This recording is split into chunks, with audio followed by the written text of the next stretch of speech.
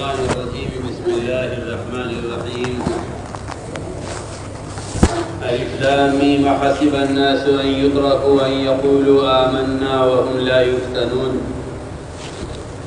ولقد فتنا الذين من قبلهم فليعلمن الله الذين صدقوا وليعلمن الكاذبين. وقال الله سبحانه وتعالى: وما أرسلنا من رسول إلا ليطاع بإذن الله. وقال عليه الصلاة والسلام: المؤمن كالجمل الآنف إن قيد إن قاد وإن أريخ على صخرة استناخة. وقال عليه الصلاة والسلام: من قال لا إله إلا الله مخلصا دخل الجنة. قيل وما إخلاصها؟ قال أن تحجزه عن محارم الله أو كما قال عليه الصلاة والسلام. میرا محترم بزرگ و دوستو عزیزو، ایمان بالغیب ہی اصل ہے. جس چیز کی تصدیق مشاہدے کی بنیاد پر کی جائے اس کو ایمان نہیں کہتے. ایسے ہی جس چیز کو اپنے تجربے کی بنیاد پر تسلیم کیا جائے اس کو بھی ایمان نہیں کہتے، بلکہ ایمان صرف اس کو کہتے ہیں کہ نبی کی لائے ہوئی خبروں کو اور نبی کے لائے ہوئے احکام کو صرف نبی کے اعتماد پر تسلیم کیا جائے. یہی وجہ ہے کہ کفر کا خلاصہ یہ ہے کہ نبی کی لائی ہوئی خبر پر نبی سے ثبوت طلب کیا جائے، اور ایمان کا خلاصہ یہ ہے کہ نبی کی لائی ہوئی خبر کو نبی کے اعتماد پر اس کو یقین کے ساتھ تسلیم کر لیا جائے. یہ کفر اور ایمان کا خلاصہ ہے. اس لیے آج یہ کرنا ہے اصل کہ اللہ رب العزت ہمیشہ انبیاء علیہ السلام کے ذریعے وہ خبریں دیتے ہیں جو خبریں حالات کے خلاف، عقل کے خلاف، اپنے اندرونی جذبات کے خلاف، یہاں تک کہ احکام بھی وہ آتے ہیں جو احکام حالات کے خلاف، حیثیت کے خلاف، ماحول کے خلاف، اندر کے جذبے کے خلاف. اس لیے کہ اللہ رب العزت ایمان اور اطاعت میں آزمانا چاہتے ہیں.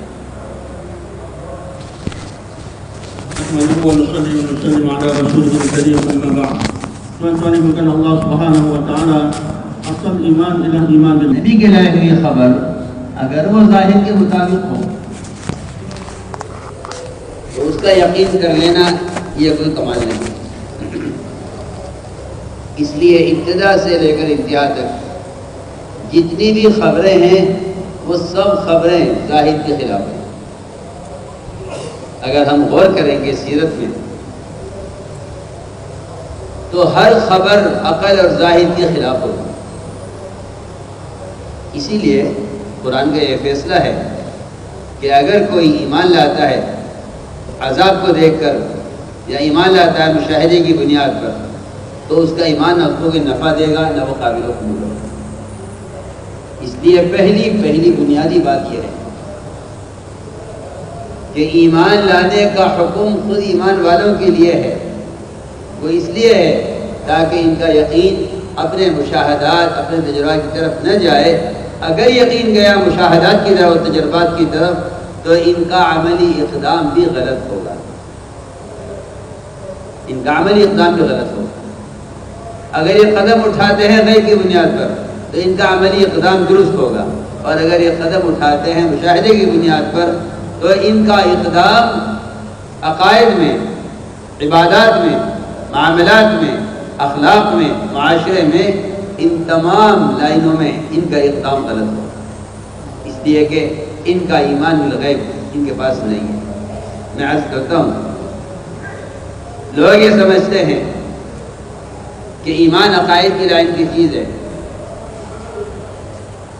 ایمان ایک الگ ایک ایسا شعبہ ہے کہ تم اللہ کو ایک تنہا ذات تسلیم کر لو.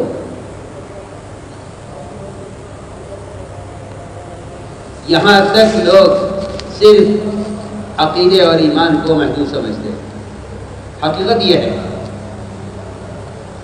کہ ایمان بالغیب کا جو فیصلہ ہوگا وہ آپ کے عملی اقدام سے ہوگا.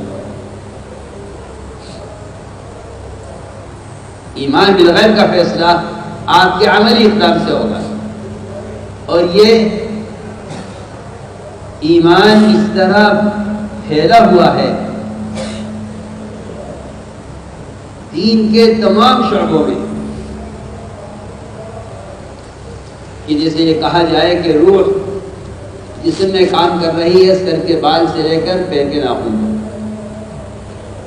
ان تمام سر کے بال سے لے کر پیر کے ناخن تک ہر چیز کا بڑھنا اور اس کا وجود اس کے اندر روح کی علامت ہے. اس طرح میں عرض کرنا چاہتا ہوں کہ ایمان بالغیب وہ پھیلا ہوا ہے عقائد سے لے کر ایک ادنا وقتی بشری حاجت تک سے.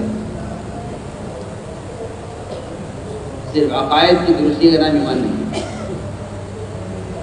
بلکہ ایمان پھیلا ہوا ہے عقائد سے لے کر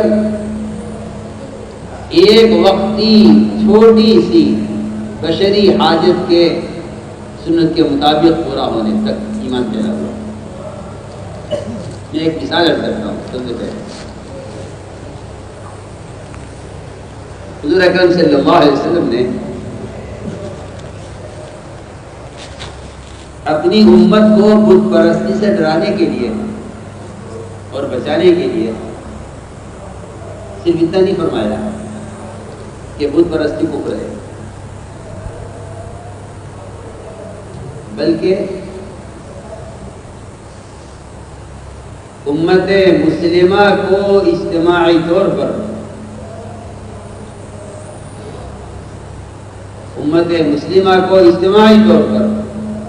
زندگی کے تمام شعبوں میں غیروں سے ممتاز رکھنے کے لیے ان کی ایک ادنا وقتی ضرورت کو بھی غیروں کے طریقے پر پورا کرنے کو براہ راست عقائد سے جوڑا ہے اور براہ راست اس پر سے جوڑا ہے. میری بات بہت توجہ سے.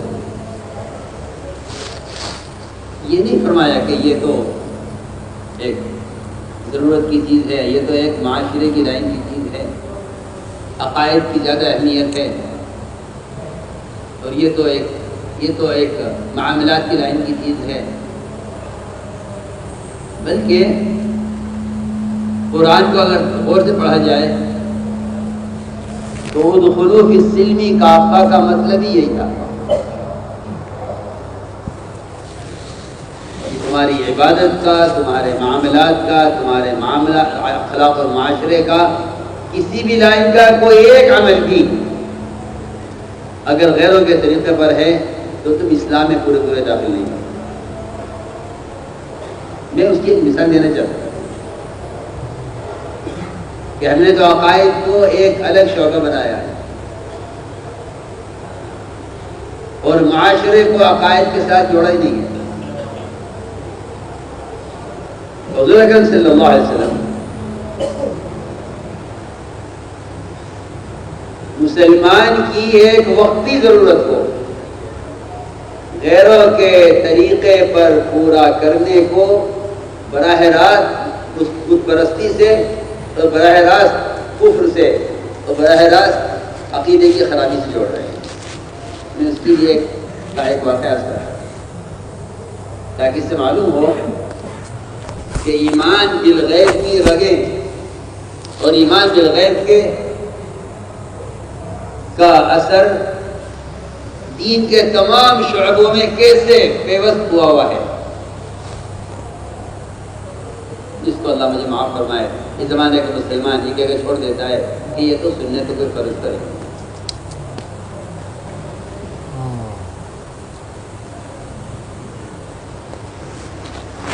واقعہ پیش ہی آیا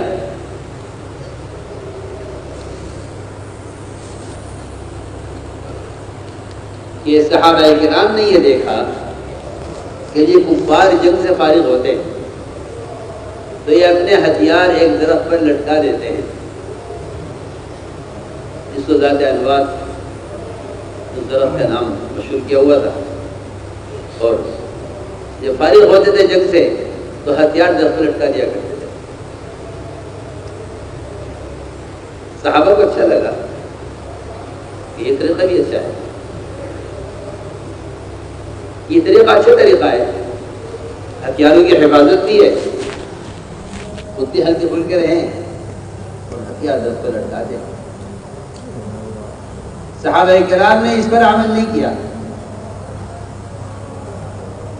اس لیے کہ عبادات سے لے کر ضروریات تک ہر قدم پر صحابہ کرام اس کے پابند تھے کہ آپ سے معلوم کریں کہ کیا ہم ایسا کر سکتے ہیں۔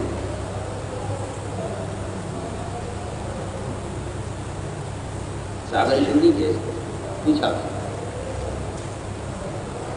کیونکہ حضور اکرم صلی اللہ علیہ وسلم نے عبادات میں بھی مسلمان کو غیروں کی مخالفت کا حکم دیا اور ضروریات میں بھی دونوں، کہ تمہاری کوئی عبادت بھی غیروں کے مشابہ نہیں ہوگی اور تمہاری کوئی ضرورت بھی غیروں کے مشابہ نہیں ہوگی۔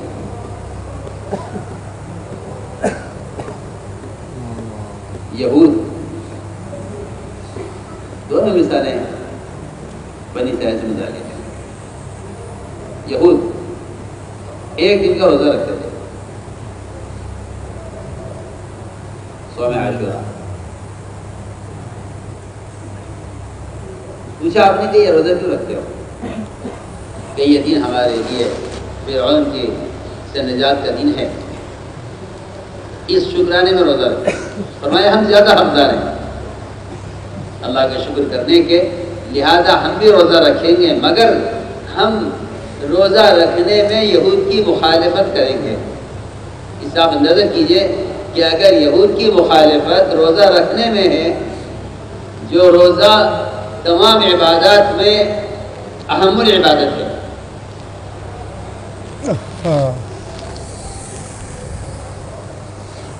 جب اس میں مخالفت ہے، جب عبادات میں یہود کی مخالفت ہے تو ضروریات میں ان کی مخالفت کا کیا درجہ ہوگا؟ میں عرض کرنا چاہتا ہوں۔ دوسری بات یہ بتانا چاہتا ہوں اسی کے ساتھ کہ معاشرے کی لائن میں مسلمان کا ایک وقت ضرورت کا پورا کرنا، اس کی زد براہ راست عقائد پر اور ایمانیات پر پڑتی ہے۔ یہ مجھے عرض کرنا ہے۔ چنانچہ صحابہ نے عرض کیا آپ سے، یا رسول اللہ اگر آپ اجازت دیں تو ہم نے ایک درخت ایسا کر لیں تو ہتھیار لٹکا دیا کریں، اور میں سمجھتا ہوں کہ اس سے بڑھ کر کتنے غیروں کے طریقے ایسے ہیں کہ جو ہمارے اپنے خیال میں ضرورت کا درجہ رکھتے ہیں اور ان کے اپنے دین میں وہ ان کا اپنا معاشرہ ہے اور وہ اس کو بطور عبادت کے کرتے ہیں۔ تو میں نے عرض کیا کہ صحابہ نے کی اجازت طلب کی، آپ نے فرمایا کہ تمہارا حال ان بنی اسرائیل کی طرح ہو گیا ہے کہ جب وہ بحر قلزم سے پار ہوئے اور انہوں نے ایک جگہ کچھ لوگوں کو بتوں کی پوجا کرتے ہوئے دیکھا تو موسیٰ علیہ السلام سے اس کا مطالبہ کیا، اجعل لنا الہا کما لہم آلہہ۔ یعنی میں کہتا ہوں میرے آپ کے سب کے یہ بہت غور کرنے کی بات ہے کہ کہاں ہتھیار درخت پر لٹکانے میں غیروں کی مشابہت اور آپ سے اس کی اجازت لینا۔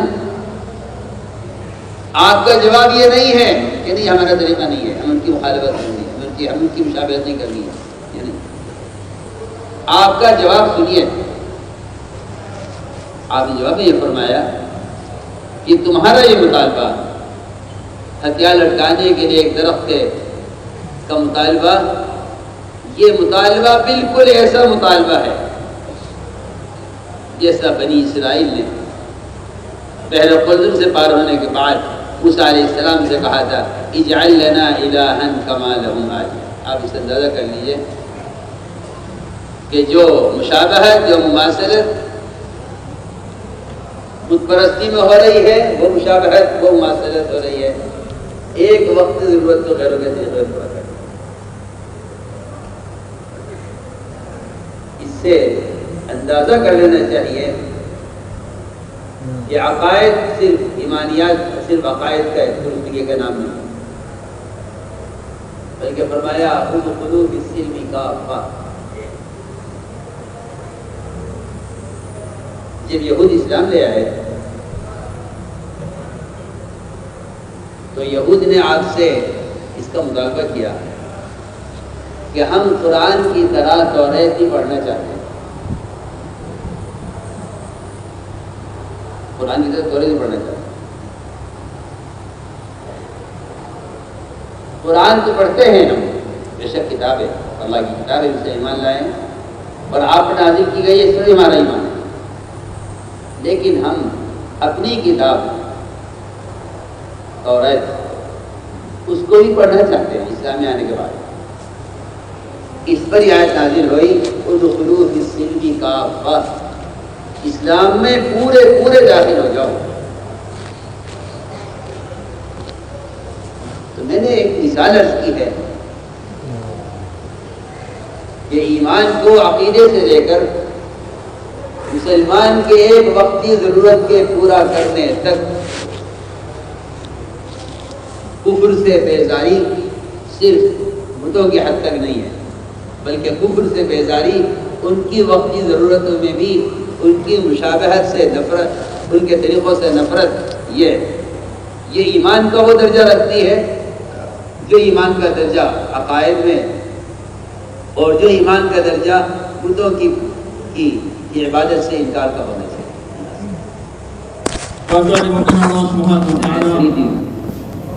کہ کوئی آدمی آمنا کرنے کو چھوڑا نہیں جائے گا کیونکہ اس کے امتحان میں لیا جائے، ایک خبروں میں، ایک احکام میں، اور تیسرا امتحان وعدوں کے یقین میں، کہ ہمارے وعدوں کو کون یقین کرتا ہے۔ ان تین چیزوں میں مومن کا امتحان ہے، احکام میں، خبروں میں، احکام اور وعدوں میں۔ پہلی بات میں کرتا ہوں کہ سب سے پہلے امتحان خبروں میں ہے کہ نبی کی طرف سے آنے والی خبر وہ عقل کے ظاہر کے بالکل خلاف ہو۔ حضور اکرم صلی اللہ علیہ وسلم نے اپنے سفر معراج کی خبر دی،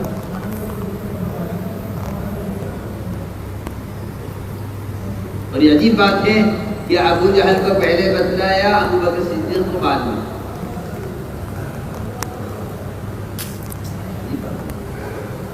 سے معلوم ہوتا ہے کہ آپ کی بات اور آپ کی دعوت وہاں تک نہیں ہے جہاں تک لوگ تسلیم کریں، بلکہ وہاں مقدم ہے جہاں تکذیب کرنے والے ہیں۔ لوگ تو بعد میں کے دوڑے ہوئے، وہ اگر یہ کیا کہہ رہے ہیں ہمارے ساتھی، یہ کہتے ہیں کہ رات 1 مہینے کا سفر بیت المقدس کا اور لامع سفر آسمانوں کا ہوا ہے۔ انہیں سنتے ہی کہا کہ ہاں سچ کہتے ہیں، اس میں کوئی تعجب کی بات ہے، ہم اس سے آگے کی باتوں پر یقین لا چکے ہیں، یہ کیا چیز ہے۔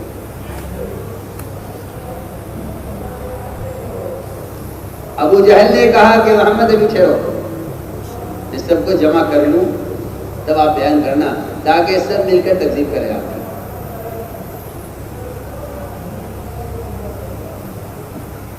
کہ جو تکذیب کرنے والے ہیں ان کو پہلے خبر کی ہے، جو تصدیق کرنے والے ہیں انہیں بعد میں لوگ انہیں بعد جا کر خبر کی۔ اس موقع پر کمزور ایمان والے مرتد ہو گئے۔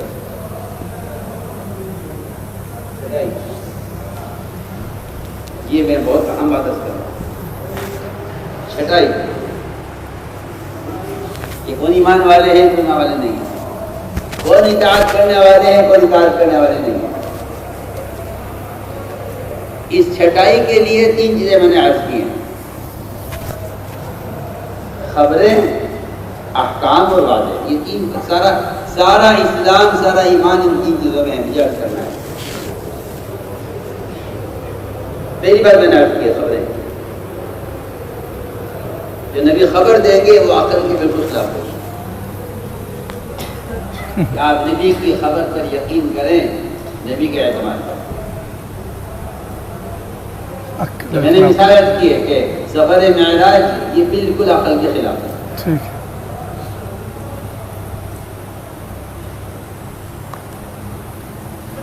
آگے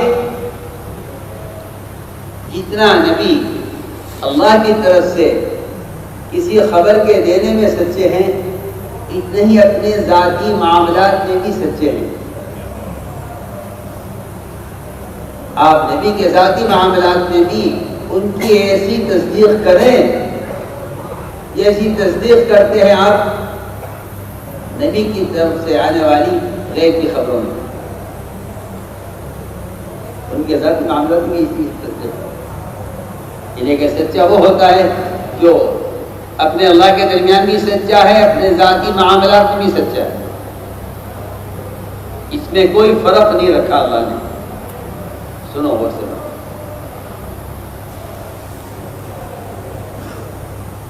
امتحان تھا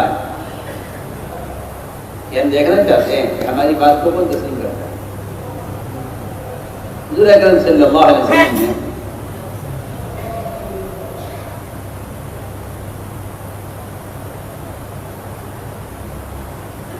ایک دیہاتی سے گھوڑا خریدا، معاملہ ہو گیا، قیمت طے ہو گئی۔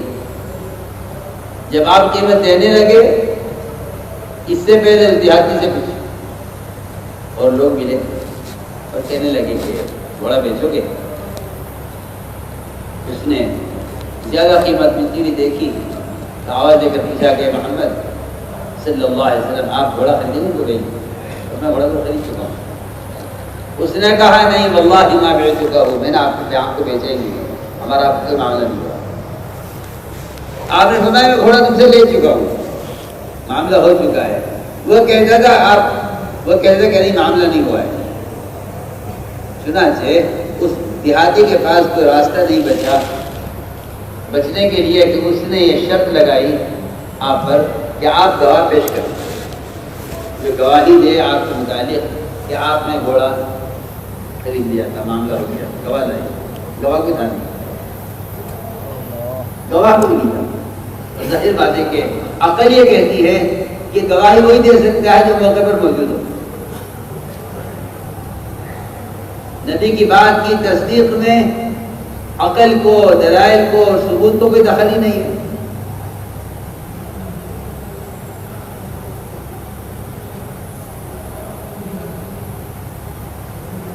میں تو بلکہ درمیان میں عرض کرتا ہوں کہ اگر نبی کے کسی سنت یا نبی کے کسی حکم کو عقل کی بنیاد پر تسلیم کیا جائے تو شاہ عبد الرحمن دہلوی نے تو یہاں تک ایک روایت نقل کی ہے فتح العزیز میں کہ 99 عقل کے حصے دیے گئے ہیں محمد صلی اللہ علیہ وسلم کو، اور ایک حصہ 100واں حصہ عقل کا ساری مخلوق میں تقسیم ہوا ہے۔ جہاں تک آپ کو آپ کی عقل کو اتنا کامل بنایا گیا ہے، یہ مثال بیان کی ہے شاہ صاحب نے۔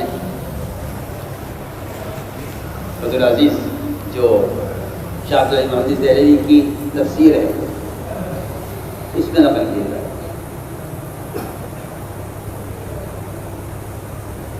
کہ اللہ نے 100 حصے عقل کے کیے ہیں، ایک حصہ 100واں حصہ ساری مخلوق پر تقسیم ہوا ہے۔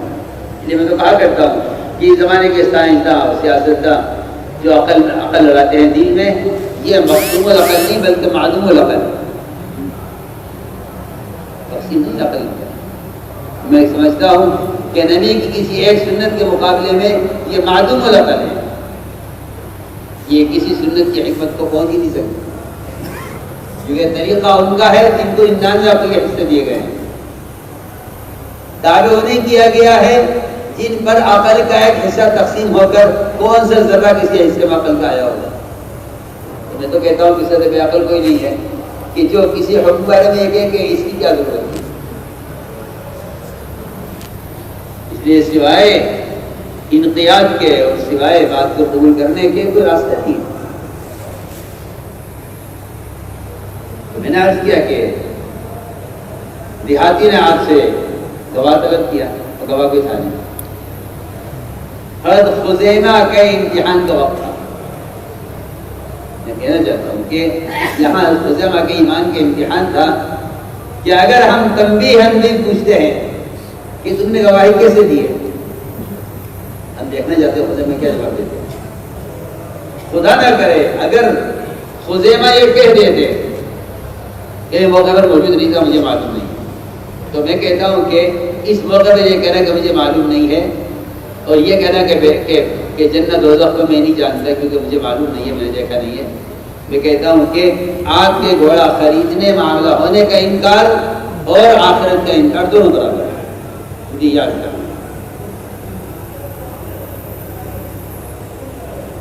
مجھے یاد کرنا۔ کاش ملیشیا والے ان کی سمجھتے۔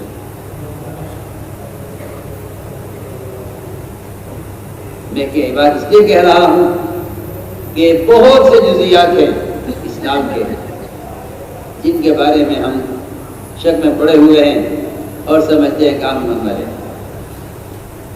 بہت جزیات ہیں۔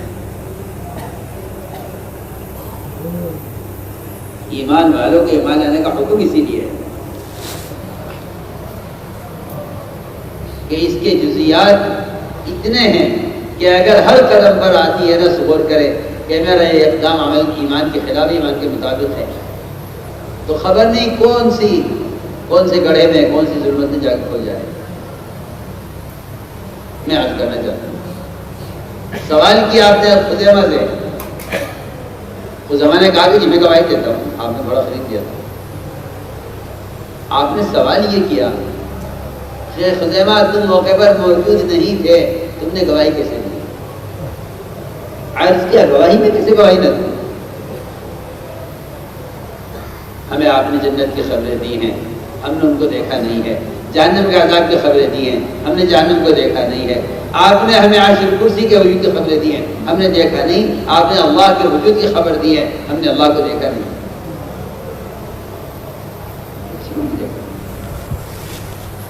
ہم تو آپ کے ساتھ نہیں تھے نا، کہیں نہیں۔ آپ نے سفر معراج کی جتنی خبریں دی ہیں، اعمال پر جزا کی، بدعمالی پر سزا کی، ہم نے تو ان سب کو تسلیم کیا ہے۔ خیر اس میں کیا بات، ایک بڑی جائز ہے۔ حضور اکرم صلی اللہ علیہ وسلم نے ان کو ان کی صداقت پر سند عطا فرمائی ہے، وہ ہے یہ سند کہ مومن اتنا سچا ہونا چاہیے۔ آپ نے فرمایا کہ اس کی تنہا کی گواہی دو کے برابر ہے۔ ہم نے یقین اور سنت کا راستہ چھوڑ کر اپنے آپ کو ایسا بنایا ہے کہ شاید ایک کی بھی گواہی کافی نہیں ہوتی، شہادت کی قابل نہیں چھوڑا اپنے آپ کو۔ اور وہاں سچائی کا حال یہ ہے کہ ایک فرد تنہا وہ دو کی گواہی کے برابر ہے۔ کہ خزیمہ اگر آج کے بارے میں کسی بات کے بارے میں گواہی دے تو خزیمہ کی گواہی دو کے برابر تسلیم کی جائے۔ میں نے عرض کیا کہ ایمان بالغیب، پہلا میں نے کیا تھا کہ پہلے ایمان بالغیب کا امتحان خبروں میں ہوگا۔ یہ خبریں Allah Subhanahu wa taala iman akan diuji. Sebagaimana ayat yang Maulana baca pada awal bahawa میں نے آیت پڑھی خبروں میں، احکام میں اور وعدوں میں۔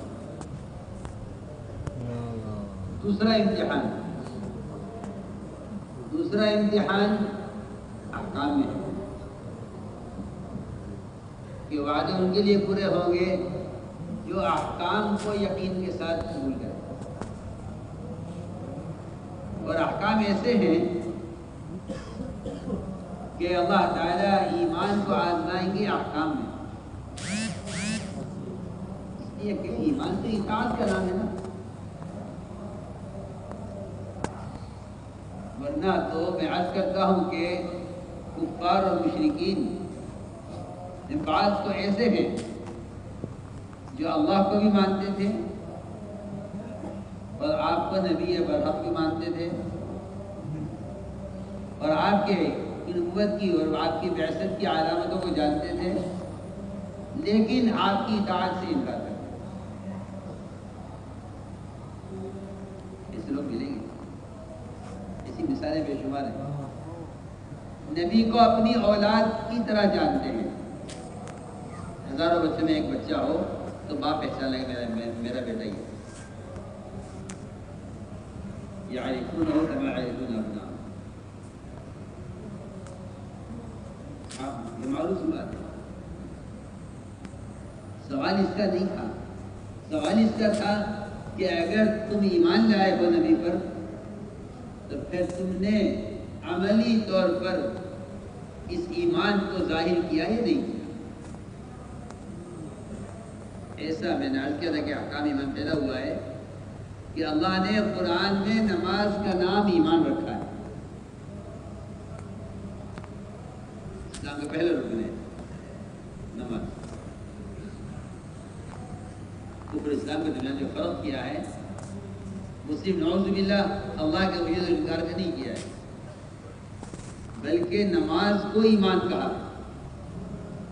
اللہ نہیں کریں گے یہاں ایمان سے نماز مراد نہیں۔ میں نے عرض کیا کہ یہ احکام آئیں گے ایمان کی جانچ کے لیے، اور یہ احکام ایسے آئیں گے کہ کہیں احکام آئیں گے حیثیت کے خلاف،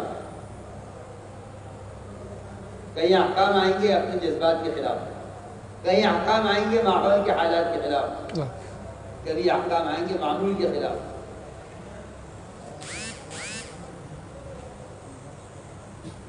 ان سب میں اللہ تعالیٰ مسلسل ایمان والوں کو آزمانا چاہتا ہے۔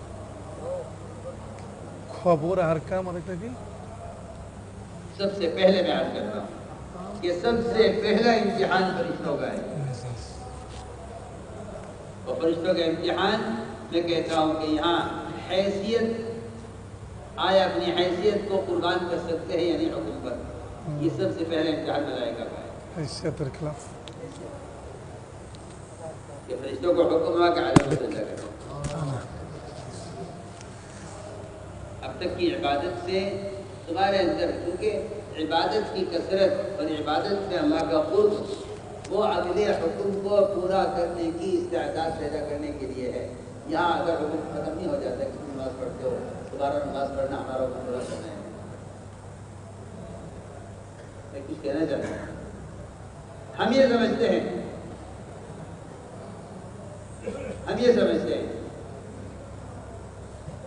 کہ انتہا عبادت کے لیے نماز ہے، لیکن قرآن یہ کہتا ہے کہ انتہا عبادت نماز نہیں ہے، بلکہ ہم انتہا اطاعت کو دیکھنے کے لیے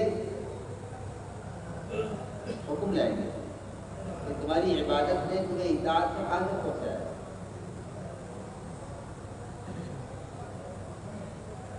علماء نے لکھا ہے کہ علم شیطان کے پاس، عمل شیطان کے پاس، عقل شیطان کے پاس، ان تینوں کے باوجود علم، عمل، عقل، حضرت خانوی لکھا رحمۃ اللہ علیہ نے کہ علم، عقل اور عبادت یہ تینوں چیزیں شیطان کے پاس تھیں، اس سب کے باوجود جو مردود ہوا ہے اس کی وجہ صرف یہ ہے کہ ایک علم باقی ہے کہ عشق نہیں ہے اللہ تعالیٰ سے۔ اگر عشق ہوگا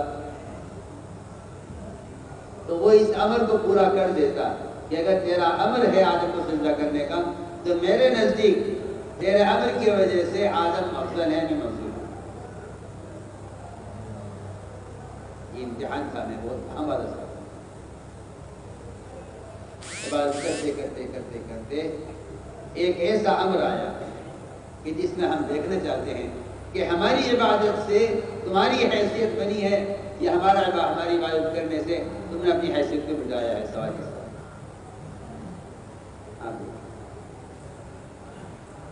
شیطان نے یہ کہہ کر انکار کیا ہے انا خیر من، یہ خیر من نہیں، یہ عقل کا تقاضا ہے. انا خیر من یہ عقل کا تقاضا ہے کہ میں ان سے بہتر ہوں، میں ان کو سجدہ نہیں کروں. ہاں آپ کی ذات کو کہنے تیار ہوں، عبادت کا طریقہ بدلنا چاہیں، عبادت میں اضافہ چاہیں، جو حکم دے میں تیار ہوں آپ کے لیے.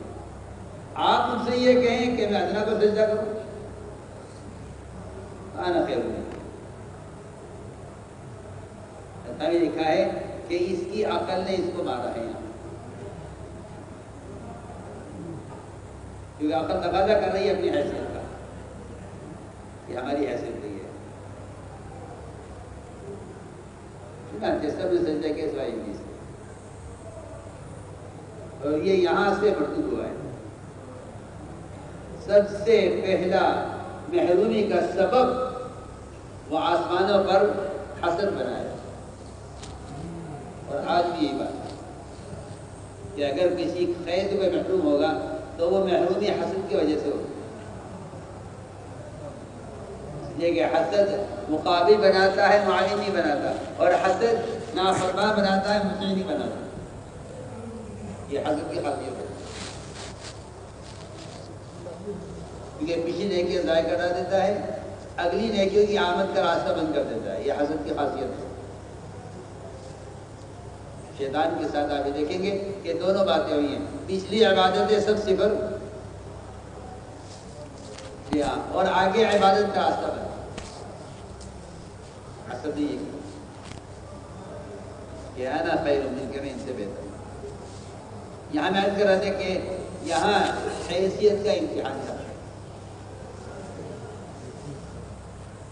کہ ہم حکم دیں گے تمہیں کہ تم ادنا کو سجدہ کرو. اس لیے میں کہا کرتا ہوں کہ حال کے امر کو پورا کرنا یہ نجات کا راستہ ہے، اور حال کے امر کو چھوڑ دینا یہ ناکامی کا اور نقصان کا راستہ ہے. حال کا امر ایک مثال میں نے آپ کی ہے کہ یہاں حکم آیا ہے حیثیت کے جگہ. آگے امتحان ہے انبیاء علیہ السلام کا.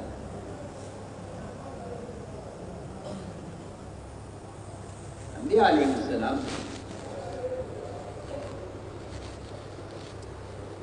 اپنے اندر واقعی اچھی جذبات رکھتے ہیں، اور یہ اللہ تعالیٰ کی طرف سے ان کو دیا جاتا ہے.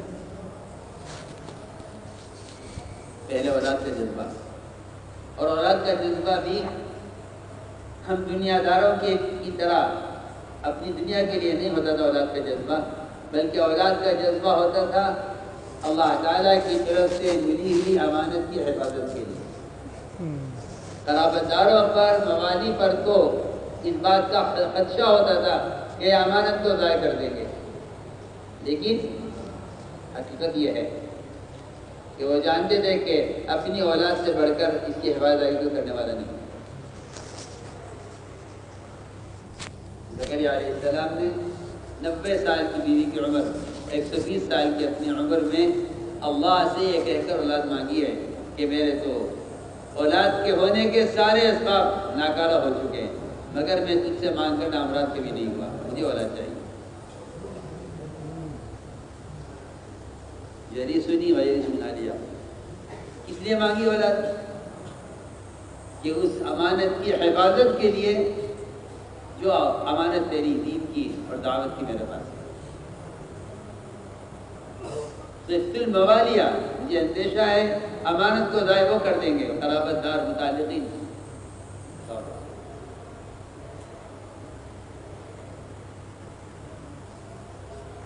میں نے عرض کیا کہ انبیاء علیہ السلام اس مقصد کے لیے تو اولاد چاہتے ہیں، اور جب اولاد ملتی ہے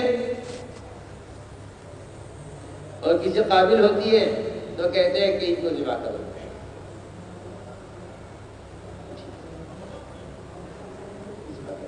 حکم ہے آپ کا. بیٹے سے بھی ابراہیم علیہ السلام نے مجھے جیسا معلوم ہوتا ہے کہ بچوں کو بھی اخلاص سکھلانا چاہیے، اور تصحیح نیت بچوں کے لیے بھی ضروری ہے۔ تصحیح نیت بچوں کے لیے بھی ضروری ہے، بچے کے لیے بھی تصحیح نیت کی ضرورت ہے۔ ابراہیم علیہ السلام نے ایک جملے میں بیٹے کو کی نیت کو درست کرایا ہے، یہ کہہ کر فانظر ماذا تری، اپنے بارے میں خود غور کر، تمہارا ذبح ہونا میرے حکم سے ہے کہ تمہارا ذبح ہونا اللہ کے حکم سے ہے؟ اگر میرے حکم سے ہے تو پھر نیت تمہاری ٹھیک نہیں ہے، اگر تمہارے ذبح ہونا اللہ کے امر سے ہے تو یہ نیت درست ہے۔ یہ نہیں فرمایا کہ اللہ کا حکم ہے میں آپ کو ذبح کروں، بلکہ یہ فرمایا فانظر ماذا تری، اپنے بارے میں آپ خود غور کیجیے، آپ ذبح ہونا چاہتے نہیں ہونا چاہتے۔ اس نے یہ نہیں کہا کہ ابا جی جو آپ چاہیں، نہیں، حکم آپ کو دیا گیا ہے، آپ چاہیں تو اللہ سے درخواست کر کے جان بچوا لیں، چاہیں تو ذبح کر لیں۔ افعل ما تؤمر، یہ بچے کا جواب ہے۔ باپ کا سوال ہے فانظر ماذا تری، اپنے بارے میں خود غور کرو، تمہارا کام کرنا، تمہارا قربان ہونا میرے حکم سے نہیں ہے، تمہارے اپنے ارادے سے ہونا چاہیے، تمہارے اپنے ارادے سے ہونا چاہیے۔ فانظر ماذا تری، تم بتاؤ تمہارا اپنا ذاتی خیال کیا ہے؟ ایک بچے کا اپنا ذاتی خیال معلوم کرنا ذبح ہونے میں، میں سمجھتا ہوں کہ یہ انتہائی اخلاص کی بات ہے۔ تو میں نے عرض کیا کہ یہاں جذبہ اولاد کے ہونے کا ہے، لیکن حکم ذبح کرنے کا ہے۔ آگے چلیں، نبی کا جذبہ عمرہ کرنے کا ہے، حدیبیہ، آپ اور آپ کے صحابہ کے پورے اجتماعی امتحان کا موقع ہے یہ ہمیں دیکھنا چاہتے ہیں۔ اگر ہم حکم دیتے ہیں کہ آپ واپس جائیے تو کیا آپ اپنے جذبے کو قربان کرتے ہیں ہمارے حکم پر؟ حالانکہ عمرہ بھی اللہ کا حکم اور عمرے سے روکنا بھی اللہ کا حکم، یہ نہیں فرمانے کے لیے آپ مقابلہ کریں، آپ عمرہ کریں، عمرہ بھی اللہ کا حکم، روکنا بھی اللہ کا حکم۔ ہم دیکھنا چاہتے ہیں آپ اپنے جذبے کو پورا تو نہیں کرتے ہمارے حکم کے خلاف۔ سب سے بڑی قربانی یہ ہے کہ اچھے جذبے کو حکم پر چھوڑنا۔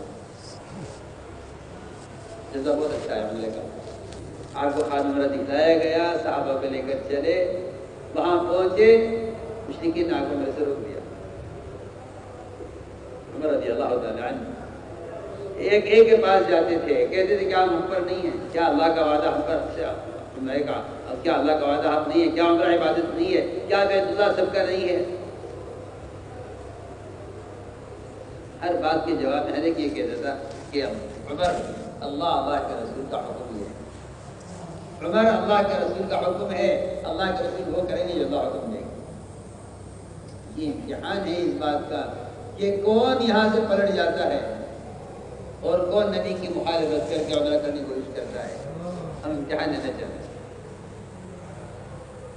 ابھی یہاں سے ہٹے نہیں تھے کہ صرف پتہ نہ چلے۔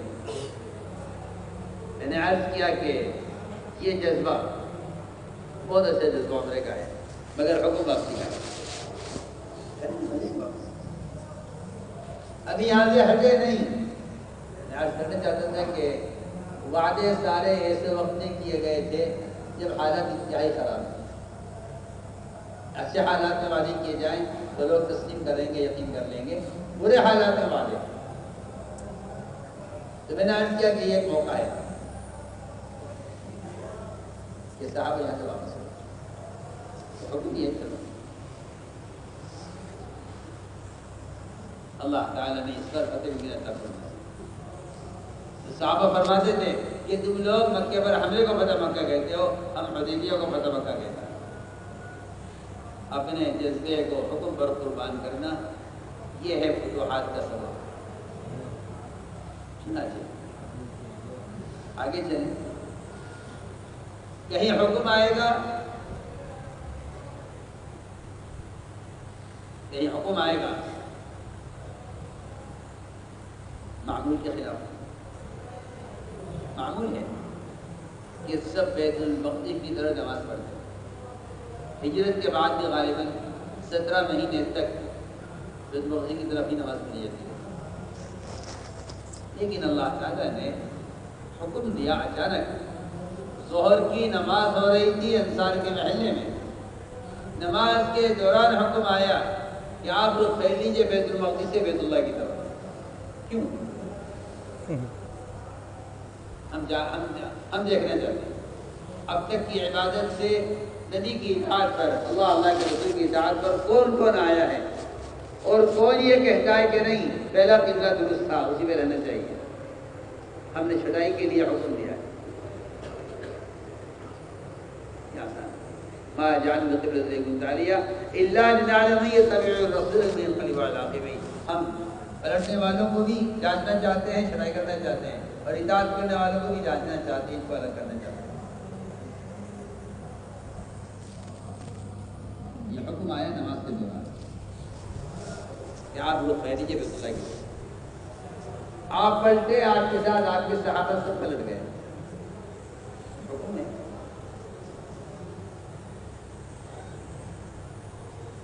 میں نے عرض کیا کہ حکم آئے گا معمول کے خلاف. حکم آئے گا معمول کے خلاف، کیونکہ نبی کی بعثت اطاعت کے لیے ہے. یہاں حکم آیا ہے معمول کے خلاف. چنانچہ علماء نے لکھا ہے کہ 3 قسم کے لوگ تھے جن کو اللہ نے سفہا کہا ہے قرآن میں، کہ سفہا بے وقل احمق قسم کے لوگ ہیں جو یہ سوال کھڑا کریں گے کہ یہ قبلہ کیوں بدلا گیا. یہود کہتے تھے کہ قبلہ کیوں بدلا، ہمارا قبلہ کیوں چھوڑا. کفار کہتے تھے کہ ہمارا قبلہ کیوں اختیار کیا کہ ہمارا مذہب اختیار نہیں کرتے. منافقین معترض ہوتے تھے، انہوں نے اعتراض یہ کیا کہ اس کو بدلنے کی کیا ضرورت تھی، جس طرح کونا کرتا رہتا ہے اس کو بدلنے کی کیا ضرورت تھی، اس طرح لباس ہوتی رہتی، اس کو بدلا کیوں نہیں. میں نے عرض کیا کہ ایک امتحان یہ ہے، ہم حکم دیں گے معمول کے خلاف، اس لیے آپ غور کریں گے کہ صحابہ کرام کی، اپنے خلفاء راشدین اور صحابہ کرام کا محمد صلی اللہ علیہ وسلم کی اطاعت کرنا وہ پر وقت حکم کو پورا کرنے میں ہوا کرتا تھا. حالانکہ وہ احکام ان کے معمول کے خلاف، ان کے جذبے کے خلاف، ان کی چاہت کے خلاف ہوا کرتا تھا. ایک بات یہ ہے کہ ہم حکم دیں گے وہ آپ کے کہیں معمول کے خلاف ہوگا، کہیں جذبے کے خلاف ہوگا، اور کہیں آپ کی حیثیت کے خلاف ہوگا. حضور اکرم صلی اللہ علیہ وسلم نے ایک ایسے صحابی کو پکڑا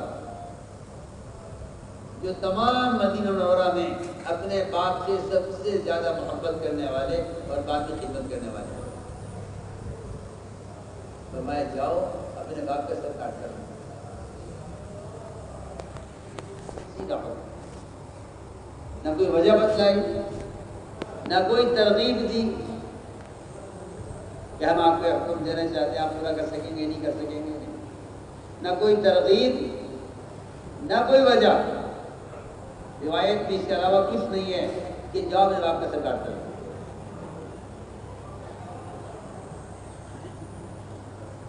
وہ صحابی چھوڑے میں کہاں جا رہا ہوں، آج آپ کا حکم ہے باپ کو سر کاٹنا.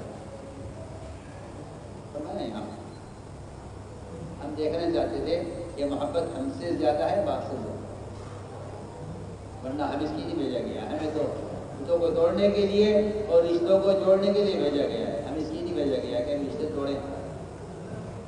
اور بھائی ہم دیکھنا چاہتے ہیں محبت ہم سے زیادہ باپ سے زیادہ.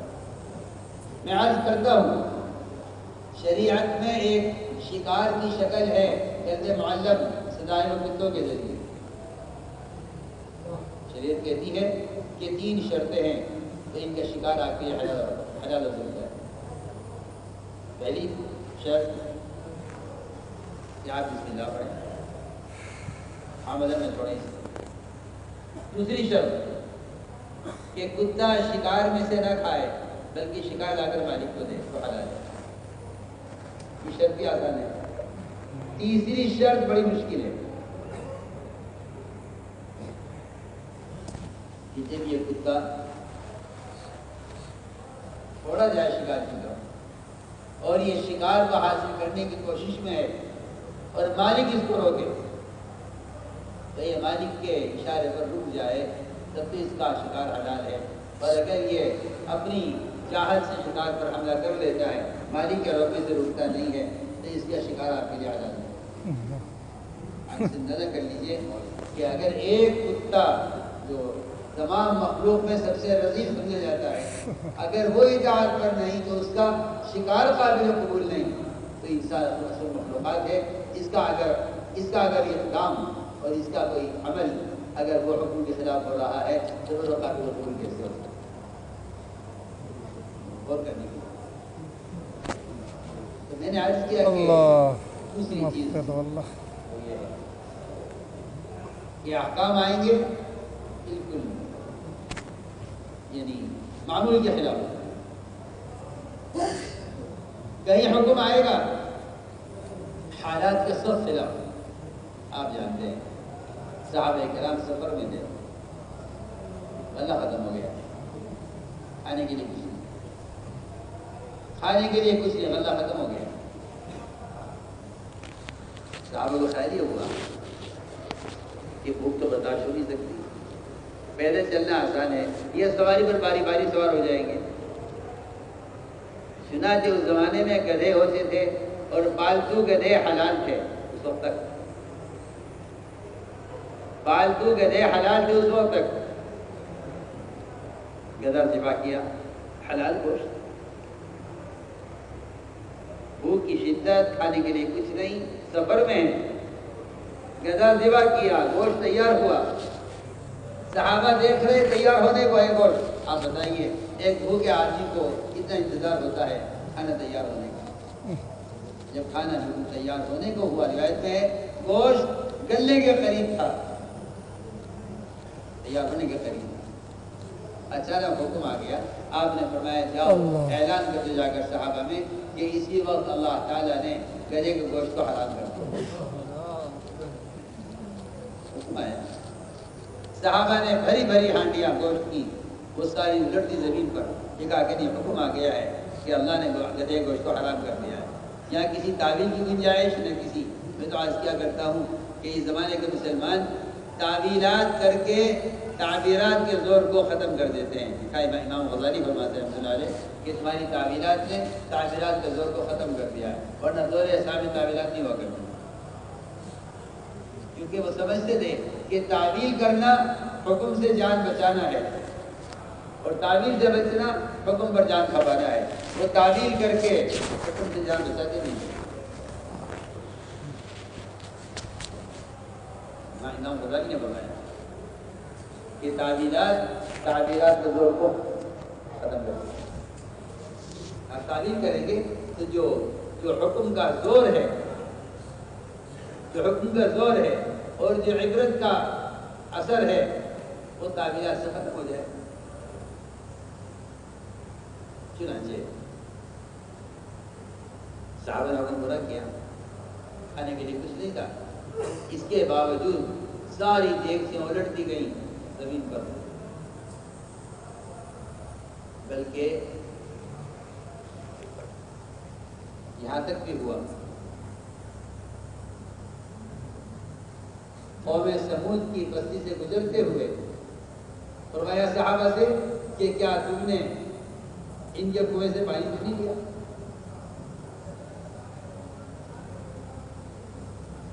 حالانکہ کون سا زمانہ تھا قوم سمود کا، آپ کے ان کے زمانے کے درمیان لمبا فاصلہ ہے،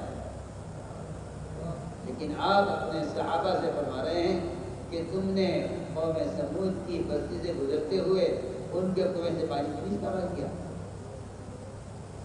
صحابہ نے کیا کہ ہاں پانی لیا تھا، آٹا گوندنے کے لیے، فرمایا جو آٹا قوم سمود کی بستی کے کنویں کے پانی سے گوندھا گیا ہے، اس آٹے کو اونٹوں کو کھلا دیا جائے، تم استعمال مت کرو۔ حالانکہ اس زمانے سے لے کے آپ کے زمانے تک کتنا پانی کو سے نکال لیا گیا ہوگا۔ میں تو کہا کرتا ہوں کہ اس زمانے کا مسلمان تو غیروں کے ساتھ حرام کھانے میں شریک ہو گیا ہے، اور وہاں اپنے صحابہ کو آپ قوم سمود کی بستی کے کنویں کے پانی سے بھی اتنی بڑی مدت کے بعد بچانا چاہتے ہیں کہ تم وہ پانی استعمال نہ کرو جو پانی نے استعمال کیا تھا۔ اس کا اثر تمہارے عبادات پر، تمہارے معاشرے پر، تمہارے اخلاق پر، تمہارے معاملات پر اس کا اثر پڑے گا۔ کہا اس زمانے مسلمان وہ غیروں کے ساتھ ان کے معاشرے میں شریک ہے، اور کہا آپ صلی اللہ علیہ وسلم نے اپنے صحابہ کو ان کے زمانے کے کنویں کا پانی استعمال کرنے سے بھی روک دیا۔ غور کرنے کی بات۔ Tuan-tuan dan puan Allah Subhanahu wa taala, sebagaimana saya beritahu awal tadi bahawa Allah Subhanahu wa taala akan uji keimanan seseorang pada 3 bentuk ujian. Pertama, Allah Subhanahu wa taala akan menguji dengan keimanan melalui khabar, kepercayaan kita kepada apa yang dikhabarkan oleh baginda Rasulullah sallallahu alaihi wasallam. Yang kedua, Allah Subhanahu wa taala akan menguji kita dengan ahkam, dengan perintah-perintahnya. Dan yang ketiga, Allah SWT akan menguji kita dengan kepercayaan kita kepada janji-janjinya. Jadi Allah SWT akan menguji keimanan kita dengan ahkam, dengan perintah-perintahnya. Yang ini Allah SWT akan tengok sejauh mana ketaatan kita pada perintah-perintah. Kerana iman itu sendirilah nama bagi ketaatan. Ketaatan itulah iman. Tidak ada iman tanpa اور حکم پورا کرتے ہیں حالات کے خلاف، وعدے ان کے لیے پورے ہوتے ہیں۔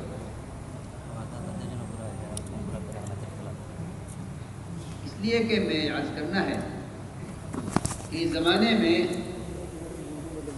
صحابہ کرام کے ساتھ غیبی مددوں کے بیان کرنے سے لوگ یہ سمجھتے ہیں کہ یہ ان کے ایمان کا کمال ہے۔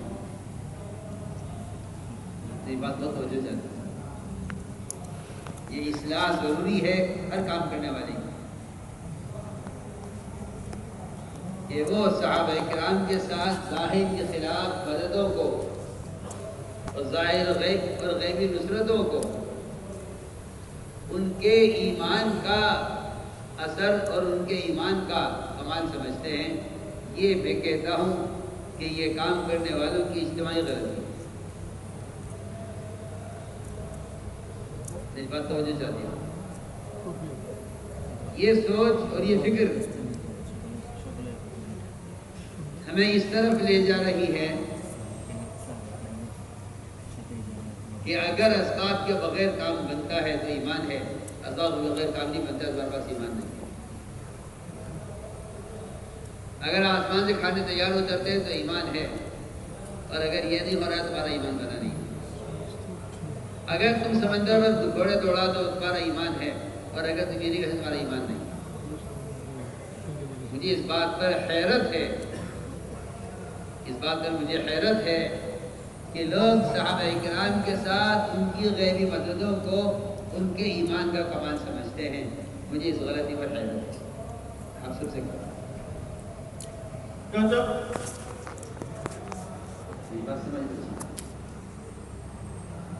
مجھے اس غلطی پر حیرت ہے کہ لوگ غیبی مددوں کو اور غیبی نصرتوں کو صحابہ کے ایمان کا کمال سمجھتے ہیں، اور اس زمانے میں بعض کام کرنے والے وہ اس سوچ میں پڑ گئے ہیں کہ ہمارا ایسا ایمان کیسے بنے گا کہ ہمارے ساتھ وہ جو صحابہ کے ساتھ ہوا۔ میں سمجھتا ہوں کہ موعود کو مقصود بنانے والی غلطی ہے یہ۔ حالانکہ ایمان کا منتہا، ایمان کا مقتضا ظاہر کے خلاف ضروریات کا پورا ہونا نہیں ہے۔ میں تو سمجھتا ہوں کہ ایمان کا تقاضا اور ایمان کی انتہا اور ایمان کا درجہ وہ ضروریات کا پورا نہ ہونا ہے، نہ کہ ظاہر کے خلاف ضروریات کا پورا ہونے کو آدمی ایمان سمجھے۔ میری بات سمجھنا چاہتی ہوں، اس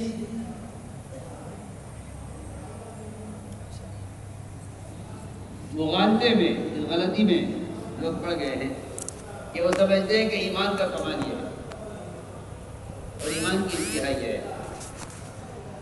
کہ ہمارے ساتھ ظاہر کے خلاف وہ مددیں ہونے لگیں جو صحابہ کے ساتھ ہوا کرتی تھی۔ میں کہتا ہوں سب سے بڑی غلطی ہے، سب سے بڑی چوک ہے، اور میں کہتا ہوں کہ مومن کو مقصد سے غافل کرنے والی غلطی ہے، مقصد سے غافل کرنے والی غلطی ہے۔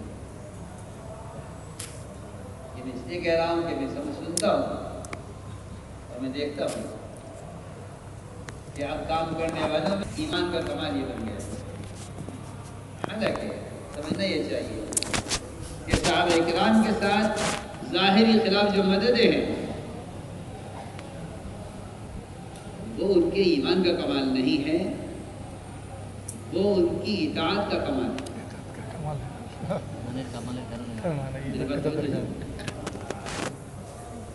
یقین کی بنیاد پر جو قدم اٹھایا ہے عمل میں، اس عمل کا بدلہ ہے یہ دنیا میں، آخرت میں جنتوں کی شکل میں۔ اس لیے انصاف تو بس کر دیا ہے کہ ایمان کا منتہا، ایمان کا مقصد، ایمان کا تقاضا بھی یہ نہیں ہے، ایمان کا کمال بھی یہ نہیں ہے۔ ایسے انبیاء علیہ السلام ہیں جن کے ساتھ کوئی معجزہ نہیں ہوا، ایسے بے شمار اولیاء اللہ دنیا سے گزرے ہیں جن کی کوئی کرامت کبھی ظاہر نہیں ہوئی، اس لیے کہ نہ کرامت اولیاء موضوع ولایت ہے، نہ معجزات موضوع نبوت ہے۔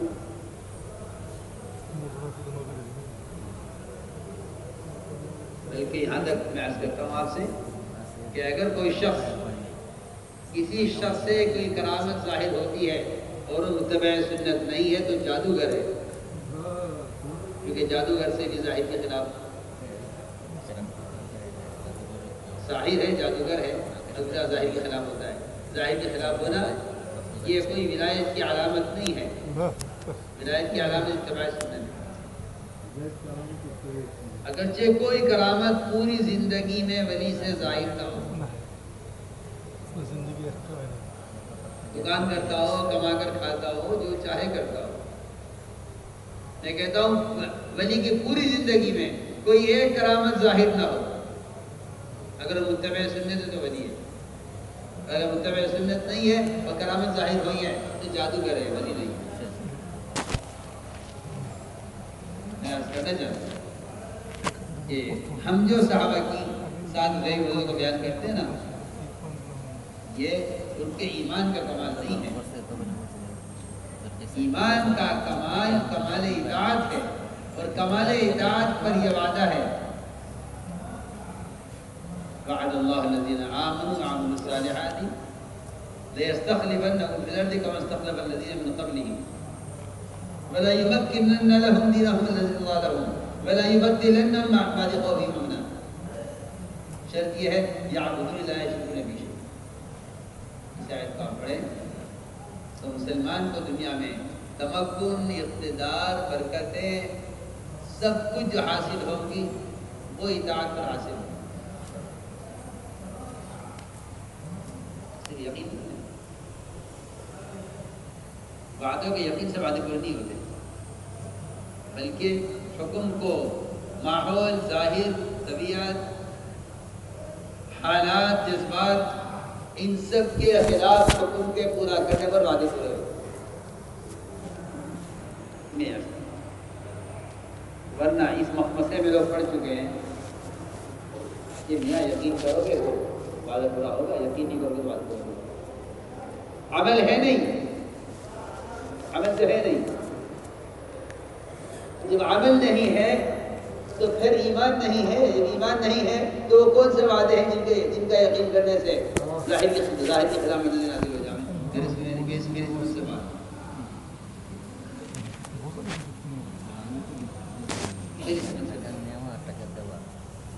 سب سے کہہ رہے ہیں یہاں تک کہ اسباب کے ترک کرنے پر آ جائیں گے، اسباب کے ترک کرنے کی دعوت دیں گے کہ توکل کرو، توکل کیا کرو؟ توکل کا مطلب یہ ہے کہ بندہ اللہ کا حکم پورا کر دے تو اللہ تعالیٰ اپنے بندے کے لیے اپنے وعدے کو شکلوں کے بغیر پورا کرتے ہیں، اس کو توکل کہتے ہیں۔ یہ عمل چھوڑ کر توکل کا تو اور اطاعت چھوڑ کر توکل کا تو کوئی تصور ہی نہیں ہے۔ تو دھیان کہا کرتا ہوں کہ اسباب کے اختیار کرنا توکل کے مطابق ہے، توکل کے خلاف نہیں ہے۔ لوگ سمجھتے ہیں اسباب اختیار کرنا توکل کے خلاف ہے، میں کہتا ہوں اسباب کے اختیار کرنا عین توکل ہے۔ اسباب اختیار کرنا عین توکل ہے۔ آپ اس کو توکل کے خلاف سمجھتے ہیں، میں کہتا ہوں عین توکل ہے۔ اس لیے کہ اسباب کے اختیار کرنا مخلوق سے حاجت کو چھپانے کے لیے اور مخلوق سے استغنا کو ظاہر کرنے کے لیے، اور یہ حدیث میں قرآن میں کھول کر کہہ دیا گیا کہ جو حاجت کو مخلوق سے چھپائے گا ہم اس کو مخلوق سے مستغنی کر لیں گے۔ میں سمجھتا ہوں کہ اگر کوئی توکل کو، اگر کوئی تصوف کا اسباب اختیار کرنے کو خلاف سمجھتا ہے تو وہ انبیاء، صحابہ، اولیاء سب کے ایمان کا انکار کرتا ہے کہ جن میں توکل کے پاس ایمان نہیں تھا جنہوں نے اسباب اختیار کیا۔ ایمان سبب کا مقابلہ وہاں ہوتا ہے جہاں آدمی شکل کو عمل کے مقابلے میں لے آئے، جہاں آدمی شکل کو عمل کے مقابلے میں لے آئے اور عمل کو چھوڑ کر شکل بھی اختیار کر لے، وہاں کہا جائے گا کہ اس میں توکل نہیں۔ اور جہاں آدمی عمل کے مقابلے میں شکل کو چھوڑ دے اور عمل کو مقدم کر لے، وہاں کہا جائے گا کہ ہاں اس میں توکل ہے۔ توکل ترک اسباب نہیں ہے، بلکہ توکل عمل کو سبب پر مقدم کرنا ہے۔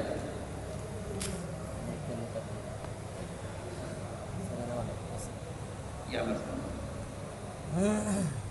تو وعدے صرف ایمان سے پورے ہو جائیں گے؟ میں نہیں مانتا اس کو۔ ہمیں کہیں اس کی کوئی دلیل ملتی نہیں قرآن میں کہ یقین کرو وعدے پورے ہو جائیں گے، ایسا نہیں۔ اس لیے اصولی بات یہ ہے کہ وعدے حکموں کے ساتھ، قدرت وعدوں کے ساتھ، اسباب کے ساتھ قدرت بھی نہیں، وعدہ بھی نہیں۔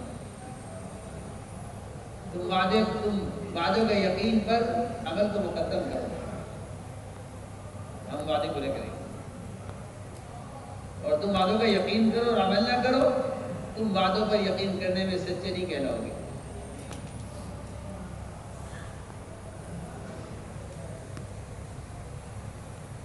اس لیے قرآن یہ کہتا ہے کہ صحابہ کے وعدوں کا یقین کرنے کا مطلب یہ تھا کہ انہوں نے حکم پورا کیا۔ میں نے عرض کیا کہ تیسری چیز جو یاد کرتے ہیں وہ ہے کہ داعی کی نظر انتہا پر ہوتی ہے۔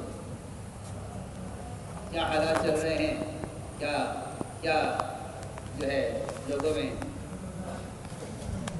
دین کا استقبال نہیں ہے، مشکلات ہیں، اس کو نہیں دیکھتا وہ۔ داعی کی نظر انتہا پر ہوتی ہے، چاہے معاملہ کتنا بھی ابتدائی ہو، لیکن داعی کی نظر انتہا پر ہوتی ہے۔ حضور اکرم صلی اللہ علیہ وسلم ابھی آپ تنہا ہیں، ابھی طیبہ اپنے آپ کو پیش کر رہے ہیں، من یعینی من ینصرنی من یمنعنی، رہتے ہیں کون مجھے ٹھکانہ دے، کون مجھے پناہ دے۔ کوئی قبیلہ آپ کو لینے کو تیار نہیں ہے۔ یاد کرنا چاہتا ہوں کہ وعدوں کا یقین ایسا تھا کہ جو اللہ نے وعدے کیے ہیں دین پر، وہ وعدے پورے ہوں گے، لیکن لوگوں کا اعراض اور لوگوں کا انکار وہ کام کرنے والوں کو شک میں نہیں ڈالتا کہ ایسا تو ہو نہیں سکتا، حالات تو نہیں ہے۔ چنانچہ آپ ابتدائی نبوت میں جب کوئی ایمان لانے والا نہیں تھا، کوئی ساتھ دینے والا نہیں تھا، آپ نے قبیلوں سے ملاقاتیں کرتے کرتے بکر بن وائل سے آپ نے ملاقات کی۔ یہ بہت بڑا قبیلہ تھا۔ پوچھا تمہاری تعداد؟ کہ ہم تعداد میں ریت کے ذرات کی طرح ہیں۔ فرمایا تم مجھے مسل لے چلو، تم مجھے ٹھکانا دے دو تاکہ میں اللہ کی بات پہنچا دوں، اپنے ساتھ مجھے لے چلو۔ دیکھو آدمی اپنا وطن چھوڑنے کو، اپنی جگہ چھوڑنے کو تیار ہے، اگر کہیں کوئی موقع مل جائے بات کہنے کا تو میں ہر کام کے لیے تیار ہوں، تو مجھے لے چلو اپنے ساتھ۔ بکر بن وائل بڑا قبیلہ تھا، انہوں نے آپ سے عرض کیا کہ ہم آپ کو نہیں لے جا سکتے، اس لیے کہ ہم فارس کے ماتحت ہیں۔ فارس بڑا ظالم بادشاہ ہے، وہ کسی کے گناہ کو معاف نہیں کرتا، کسی کا عذر کو قبول نہیں کرتا۔ اگر آپ کو ہم لے گئے اپنے ساتھ تو ہمیں فارس کا خوف ہے۔ آپ نے کیا فرمایا جواب میں؟ آپ نے فرمایا جواب میں، اے بکر بن وائل، میں تم سے کہتا ہوں آج اگر تم 33 مرتبہ سبحان اللہ، 33 مرتبہ الحمدللہ، 34 مرتبہ اللہ اکبر کہہ لو تو میں تم سے آج کہتا ہوں کہ فارس کی بیویاں تمہارے بستروں پر ہوگی۔ تو شاید نماز کے بعد کی تسبیحات زیادہ ضروری بھی نہیں سمجھتے، اور آپ یہ 33 مرتبہ سبحان اللہ، 33 مرتبہ الحمدللہ، 34 مرتبہ اللہ اکبر ان کفار کو بتا رہے ہیں جو فارس کے ڈر سے آپ کو اپنے ساتھ لے جانے سے معذرت کریں۔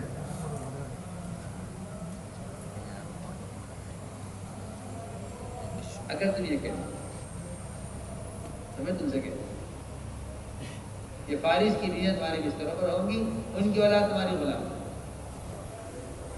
جس کے ڈر سے تم مجھے لے جانے سے معذرت کر رہے ہو، میں تمہیں وہ کام بتاتا ہوں کہ تم سے ڈرتے ہو، اس کی بیویاں تمہارے بستروں پر ہوں، تمہاری باندیاں، اور ان کی اولاد تمہاری غلام۔ آگے چلو، جب آپ صلی اللہ علیہ وسلم مکہ مکرمہ سے چھپ کر نکل رہے تھے، آپ ڈرے ہوئے تھے، آپ کا پیچھا کیا گیا آپ کو پکڑنے کے لیے، سراقہ بن مالک آپ کے قریب تک پہنچ گیا، تو میں سراقہ، میں تم سے عرض کہتا ہوں، میں تم سے عرض کرتا ہوں کہ اگر زندہ رہ گئے تو اس طرح کے کنگن تمہارے ہاتھوں میں ہوں گے۔ سراقہ کہتے ہیں میں خود زبان میں شریک تھا، ان کو ہاتھوں میں ڈال کر میں نے آپ کے وعدے کو دیکھ لیا کہ وعدے کو کس طرح میں نے عرض کیا کہ وعدے پورے ہوتے ہیں ان یقین کرنے والوں کے لیے جو حالات کی وجہ سے نہ حکم چھوڑتے ہیں، نہ عبادت چھوڑتے ہیں، نہ دعوت چھوڑتے ہیں، نہ کوئی حکم، نہ کوئی عمل چھوڑتے ہیں، ان کے لیے وعدے پورے ہوتے ہیں۔ تو میرے بزرگ دوستوں عزیزوں، ساری بات کا خلاصہ یہ ہے کہ یہ محنت، یہ رفع و حرکت، یہ واقعی اپنے ایمان کو اس کمال تک پہنچانے کے لیے ہے۔ جس کمال ایمان پر اطاعت ہوتی ہے اور جس کمال اطاعت سے وعدے پورے ہوتے ہیں، اسے ہمارے سب عمل میں اس کام کو کا انعام رکھتا ہے، احترام تحریک ایمان کو۔ اور یہ ایک حقیقت ہے کہ اگر امر معروف نہی منکر کہ یہ دو فریضے، میں اللہ کی قسم کھا کر کہتا ہوں کہ اگر یہ سنت پر آ جائے، اس لیے کہ میں تو اس بات سے سب دکھ ہے اور شکایت ہے کہ تعلیم اور دعوت جو نبی کی بعثت کے دو بنیادی فریضے ہیں، تعلیم اور دعوت، جو نبی کی بعثت کے دو بنیادی فریضے ہیں، تعلیم اور دعوت، میں عالمی سطح پر کہہ رہا ہوں کہ یہ دونوں فریضے سنت سے ہٹ گئے۔ اس لیے تعلیم سنت سے ہٹی ہے، تربیت نہیں ہے، اور دعوت سنت سے ہٹی ہے، اس لیے ایمان نہیں ہے۔ ایمان میں کمال اور تعلیم کا کمال، یہ دونوں چیزیں اس وقت عالمی سطح پر سنت سے حدیث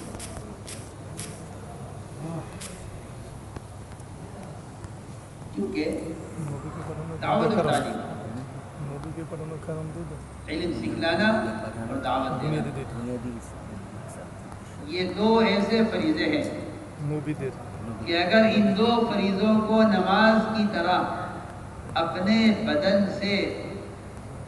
بدن کو استعمال نہیں کیا گیا ان کے لیے تو میں کہتا ہوں کوئی کتاب، کوئی رسالہ، کوئی آلہ، کوئی ذریعہ اس دعوت و تعلیم کی ذمہ داری کے ادا کرنے کے لیے وہ بدن کا متبادل نہیں بن سکتا۔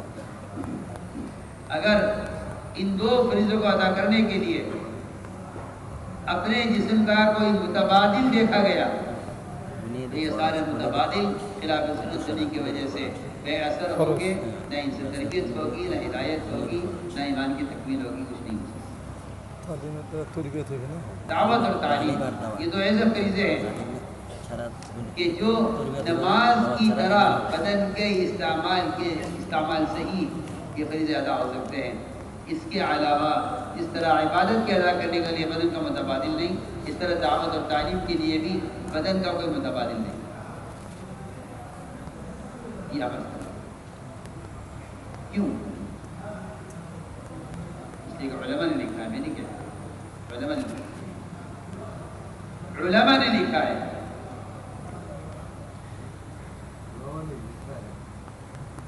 کہ دعوت کے بغیر ایمان کی تکمیل نہیں ہوگی۔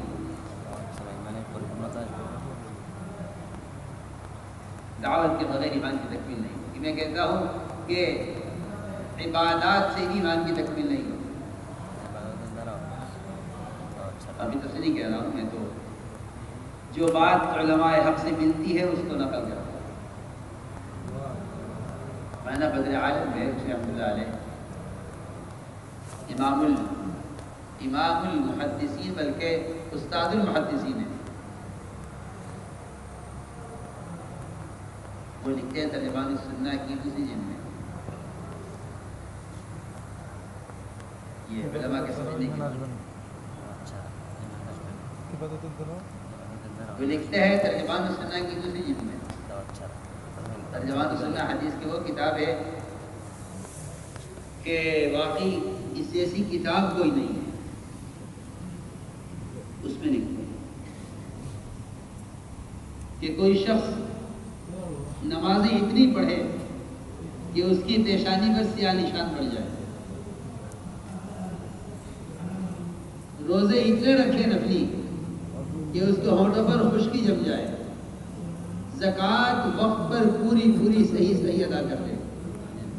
وہاں لکھتے ہیں اسلام میں یہ ایمان کی علامت قرار نہیں دیا گیا۔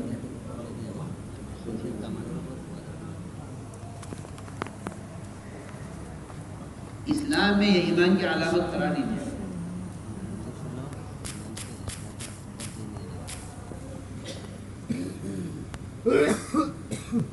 اتنی نمازیں پڑھے کہ پیشانی پر سیاہ نشان پڑ جائے، اتنے روزے رکھتا ہو کہ ہونٹوں پر خشکی جم جائے، زکوٰۃ پر وقت ادا کر دے۔ مولانا فرماتے ہیں کہ اسلام میں ایمان کی علامت اس کو قرار نہیں دیا گیا،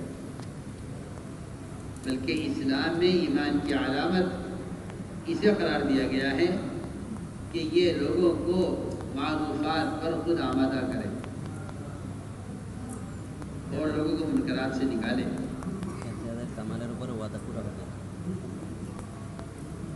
فرماتے ہیں کہ ان دو فریضوں کا ادا کرنا، امر معروف و نہی عن منکر، ان دو فریضوں کا ادا کرنا یہ ایمان کی تکمیل کا سبب ہے۔ تو اس آیت کے ذیل میں لکھا ہے تأمرون بالمعروف وتنہون عن المنکر وتؤمنون باللہ۔ معلوم ہوتا ہے کہ ایمان باللہ کا سب سے گہرا ربط ان دو فریضوں کو اپنی ذات سے ادا کرنے پر ہو۔ ایمان باللہ کا ربط ان دو فریضوں کے ادا کرنے سے، ایمان باللہ کا ربط ان دو فریضوں کے ادا کرنے سے، ایمان باللہ، ایمان کا کمال ان دو فریضوں کے ادا کرنے میں، امر معروف اور نہی عن منکر۔ یہی ہمارے گشت کا اور نقل و حرکت کا اصل مقصد ہے کہ لوگوں کو معروفات پر آمادہ کر کے منکر کے ماحول سے بچا لینا، نکال لانا، بلکہ میں تو یہاں تک عرض کر رہا تھا ساتھیوں سے کہ اگر یہ کہہ دیا جائے کہ گشت کے بغیر ایمان کامل نہیں ہوتا تو نہ کوئی غلو ہے نہ کوئی حد سے تجاوز کی ہوئی بات ہے، بلکہ ہمیں معلوم نہیں ہے نا کہ گشت کا موضوع کیا ہے۔ گشت کا موضوع امر معروف اور نہی منکر ہے۔ جب ان دو فریضوں کا موضوع گشت ہے اور یہ دو فریضے ادا کرنے اپنی ذات سے ایمان باللہ کے لیے ضروری ہے،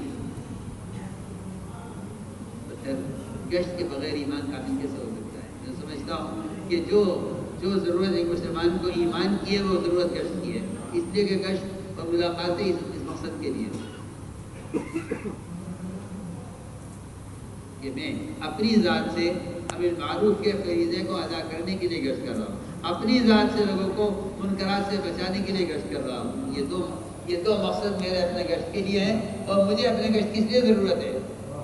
کیونکہ مجھے ایمان کی ضرورت ہے، مجھے ایمان چاہیے۔ یہ لکھا مولانا نے ترجمان السنہ کی اسی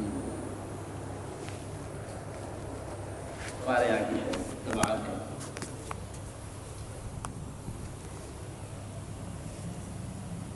اس میں تفصیل سے لکھا ہے، بلکہ یہاں تک لکھا ہے کہ وہ سارے اعمال خیر، ذکر کے، تلاوت کے، تہجد کے، عبادت کے، روزے کے، نماز کے، زکوٰۃ کے، حج کے، سارے اعمال خیر جن کے کرنے سے ایک آدمی کی اپنی ذاتی اصلاح ہو جاتی ہو، وہ بھی ایمان کی شروع کے لیے کافی نہیں ہے جب تک مجموعے کی اصلاح نہیں کی جاتی۔ اپنے ایمان کا کمال مجموعے کی اصلاح پر ہے، اپنے ایمان کا کمال اپنی ذات کی اصلاح کی کوشش میں نہیں۔ یہ اگر کوئی آنکھ کھول کے پڑھے دیکھے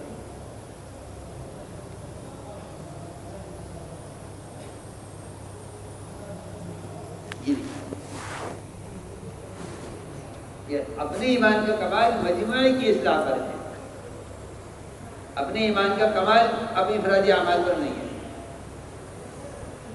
یہ لکھا ہے کہ وہ تمام اعمال خیر جن کے کرنے سے اپنے نفس کی اصلاح ہو وہ ایمان کے کمال کے لیے کافی نہیں ہے، بلکہ ایمان کے کمال کے لیے ضروری ہے کہ وہ کام کرو جس میں مجموعی کی اصلاح ہے۔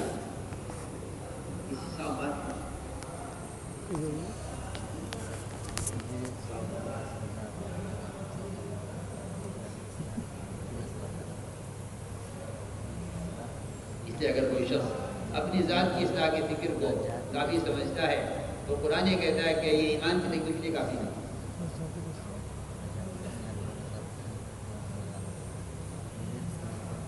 اسی لیے ہمارا حصہ کا محفوظ ہے، اپنی بات یاد رکھنا، ہمارا حصہ کا محفوظ ہے کہ جہاں انبیاء والی محنت ہوگی وہاں صلح تیار ہوگا۔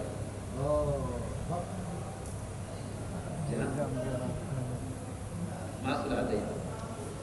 انبیاء کی محنت کے تین میدان ہیں، انبیاء کی محنت سب کی ہے، کہ محنت سب کی مشترک ہے،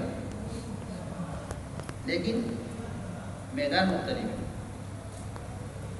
میدان مختلف۔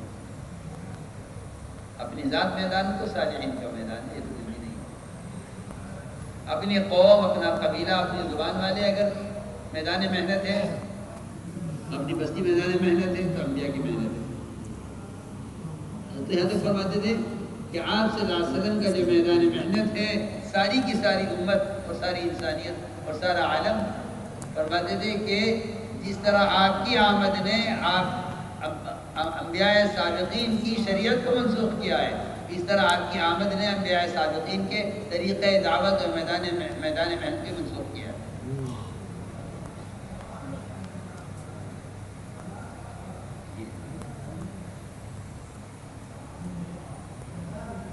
دوستوں جو بات کا خلاصہ صحیح ہے کہ ایسا ایمان بننے کے لیے وہ طریقے دعوت ہے، لیکن اس وقت خود کام کرنے والے وہ ان آلات اور ذرائع میں پھنس گئے ہیں، جن کو مولانا اثر رحمۃ اللہ علیہ قلم سے لکھنے کو بھی یہ فرماتے تھے کہ یہ تیمم کا درجہ رکھتا ہے تبلیغ میں، اور تیمم باطل ہو جاتا ہے اگر پانی موجود ہے۔ মেহনত এক ছিল, ময়দান মুখতালিফ ছিল।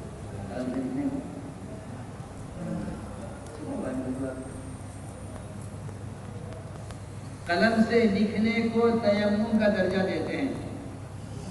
اگر کوئی شدید ضرورت پیش آ جائے کسی بات کو کہیں پہنچانے کی اور جانے کا کسی کا انتظام نہ ہو بر وقت، تو آپ سب لکھ سکتے ہیں. ایسا محفوظ ہے کہ خط و کتابت تبلیغ میں کہ وہ ایسی اضطراری کیفیت کے موقع پر ہے کہ جب تیمم آدمی مذکور ہو جائے، نماز قضا ہو رہی ہے اور ادا کرنی ہے، پانی ہے نہیں، یا بیماری ہے، صحت کے ساتھ ساتھ تیمم واقع ہو جائے گا.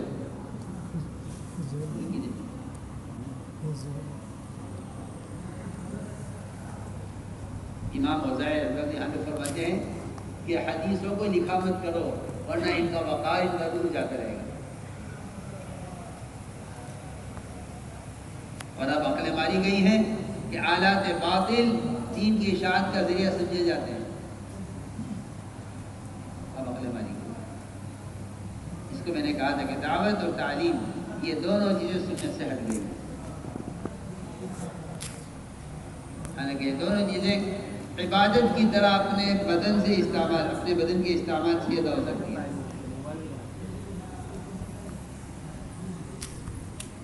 اس لیے ہم نے عرض کیا کہ خروج کام کا قمام ہے اور دین کی دعوت کی امت تک پہنچانے کا نقل و حرکت کے علاوہ ہمیں کوئی ذریعہ ملتا نہیں. کوئی ذریعہ، سارے ذرائع خلاف سنت ہونے کی وجہ سے بے اجر بھی ہے، بے اثر بھی ہے، کچھ نہیں.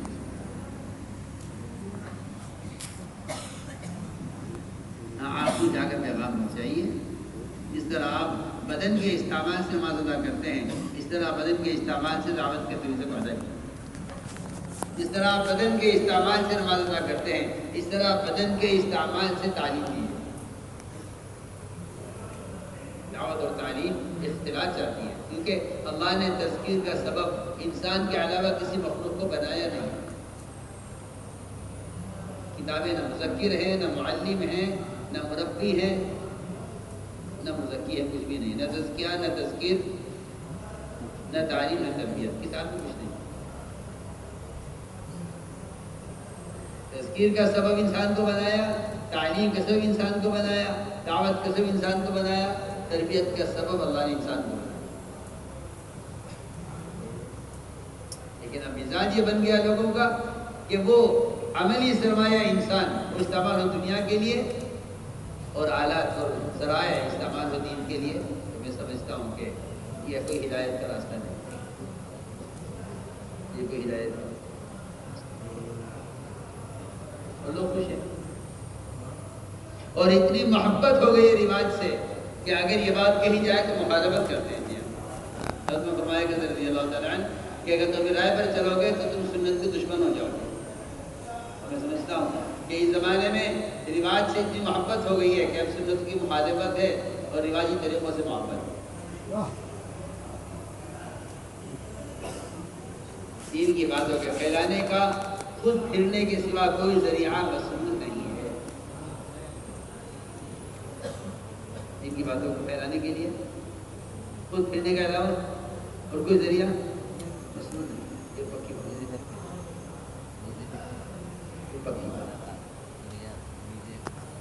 ہے. رواجی طریقوں میں سہولتیں ہیں، سنت کے طریقوں میں مجاہد ہیں. اور مجاہد میں ہدایت کا وعدہ ہے، سہولت پر ہدایت کا وعدہ کہیں نہیں. یہ جب نے عرض کیا کہ اس کام کو اللہ کا امر سمجھ کر امر سمجھ کہ نکلنا اللہ کا امر. اور یہی میں نے عرض کر دیا کہ اس طرح دعوت کا پہنچانا امت تک اور امت کو دعوت کے کام کے ماحول میں لانا، یہی اس امت کے ایمان کی تکمیل کا سبب ہے.